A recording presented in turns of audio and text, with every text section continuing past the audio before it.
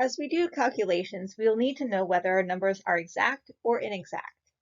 Exact numbers come from definitions or from counting. An example of a number coming from definition is the 1000 in the equality 1 liter equals 1000 milliliters. Because the 1000 comes from the definition of milli, it is an exact number. An example of a number that comes from counting is number of students in the class. Let's say I count and I find that I have 32 students. Since I can't have half students or 3/4 students, for example, I can rely on that 32 as being exact. Most of the numbers we get in the lab, however, will be inexact. Anytime we make a measurement, we will get an inexact value. The precision of that value will be determined by the precision of the instrument used to make the measurement. In general, numbers that come from calculations will also be inexact, since our calculations usually contain at least one inexact number to begin with. Since the precision of our measurement is determined by the instruments we use, we need to have a standard way of reporting our numbers that not only conveys the result of what we measured, but also the reliability of that measurement. Which digits are we sure of, and which ones are we not sure of? Our standard way of doing this is to report all of the digits we are sure of, plus one estimated digit at the end. If our instrument has markings, such as a ruler, we will estimate between the markings. For example, on this ruler, there are markings every 1/10 of a centimeter. We will estimate between the markings to 1 decimal place beyond the 1/10th place. We will estimate to the 100th place. The green line in this picture ends somewhere between 23.6 and 23.7.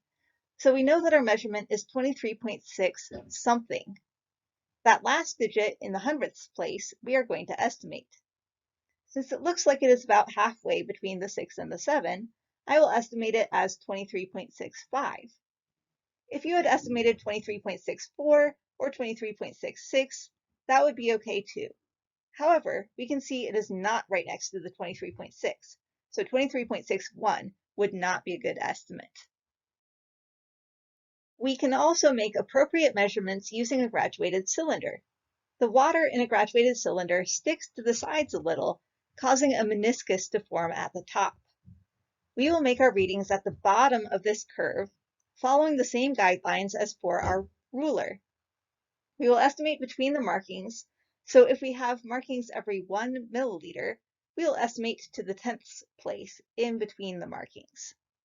For example, in this graduated cylinder, I can see that the bottom of the meniscus falls between the lines for 21 and 22. So I know that it is 21 point something. It looks like it is slightly above being halfway between the 21 and the 22. So I'm going to estimate 21.6. I'm sure about the 21, and the 0.6 is my estimated digit. I need to make sure I don't report too many or too few digits. Too many digits will make other scientists think that I was able to get a more precise reading than I really got. Too few digits will not convey the full level of precision my instrument allows me to have. Remember to use the markings on the instrument as your guide for how many digits you report, even if some of those digits end up being zeros. For example, in this graduated cylinder, there are markings every 1/10 of a milliliter. That means I must report my answer to the 100th of a milliliter in order for other scientists to know the level of precision of my instrument. In this case, the water seems to be falling exactly on the line for 8 milliliters.